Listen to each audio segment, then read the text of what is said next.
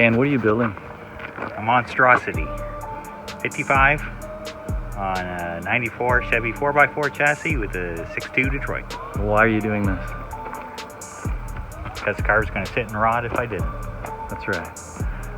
Recycling. Nobody wanted it, so make something out of it. And when are you going to drive this? This winter, my That's right. winter beater. That's right. So we just got to get it to sit down a little bit more yet, but look at all those Continental kits he can use back there. Awesome tailgate parties. Max fuel tank back there. All the 45-gallon drums you could possibly want. Awesome. What do you think, Sarah? I think it looks really good. It's missing the front though. Yeah, that's coming. I like it a lot. Would you drive something like this, Sarah? Yeah.